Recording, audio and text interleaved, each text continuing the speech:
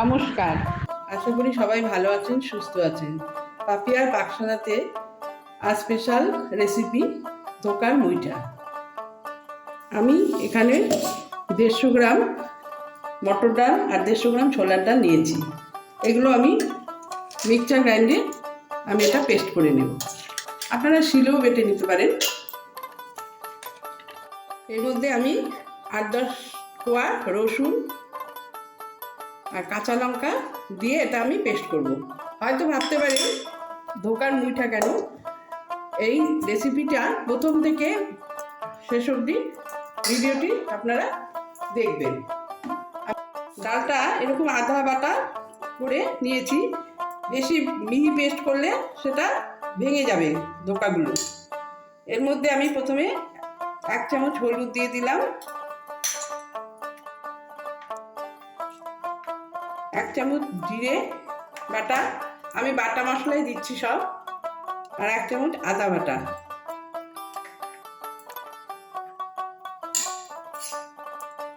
সামান্য লবণ,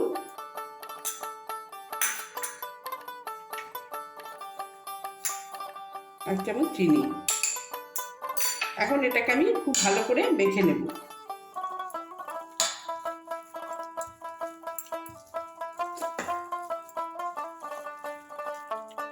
আমি এখানে একটা কড়াইতে কিছুটা জল ফুটিয়ে নেব।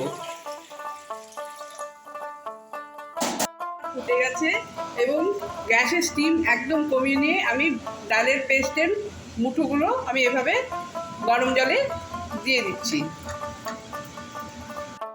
মুঠোগুলো আমার গরম জলে ছেড়ে দিয়েছি। এখন আমি একটা ঢাকনা দিয়ে ঢেকে দিলাম এবং স্টিম একদম কমিয়ে দিয়ে। মুইঠাগুলো আমার সেদ্ধ হয়ে গেছে। এখন আমি একটা একটা করে প্লেটে তুলে নেব। তারপর ঠান্ডা হলে কেটে তারপর আমি ডালনাটা শুরু করব। মুইঠাগুলো আমার ঠান্ডা হয়ে গেছে। এখন আমি চৌকো চৌকো করে কেটে নেব।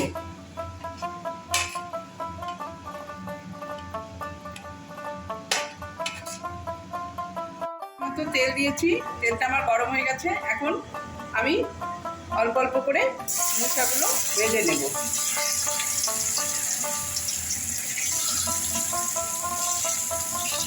মুইঠাগুলো আমার ভাজা হয়ে গেছে, এবার আমি তুলে নেব।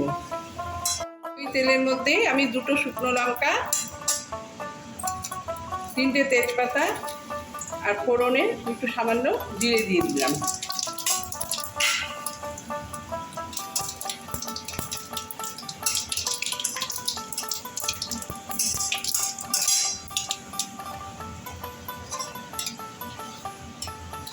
এখানে আমি 3টে মাঝারি সাইজের আলু নিয়েছি। এই আলুগুলো এখন এই তেলের মধ্যে ছেড়ে দিই।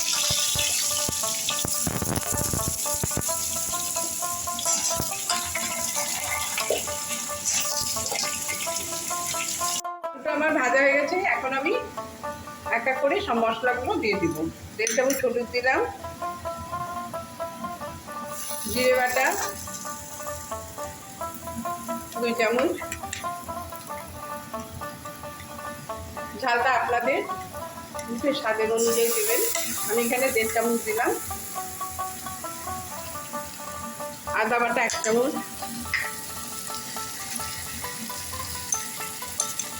লবণ স্বাদ মতো,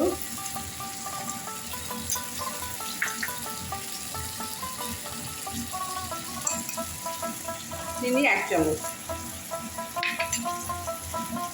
কাশ্মীরি লঙ্কার গুঁড়ো 1 চামচ।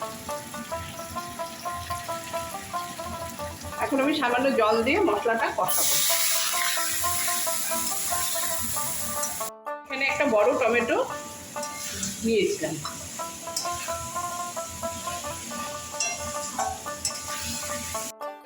আর একটু কষবে, তারপর আমি জল দিয়ে দেবো। এই রান্নাটা আমি মায়ের কাছে শিখেছি।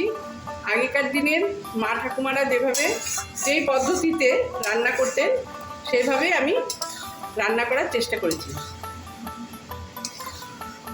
মশলাটা আমার কষানো হয়ে গেছে, দেখুন মশলা থেকে তেল ছেড়ে দিয়েছে। এখন আমি এখানে গরম জল ঢেলে দিলাম। মুইঠাগুলো ঝোলের ভেতর দিয়ে দিচ্ছি।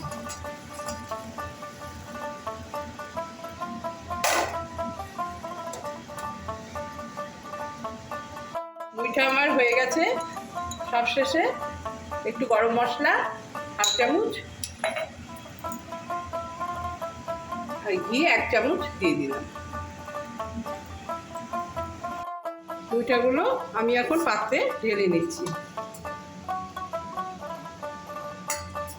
ভালো লাগলে লাইক করে দেবেন এবং কমেন্ট বক্সে লিখে জানাবেন। চ্যানেলটিকে সাবস্ক্রাইব করে পাশে থাকবেন। ধন্যবাদ।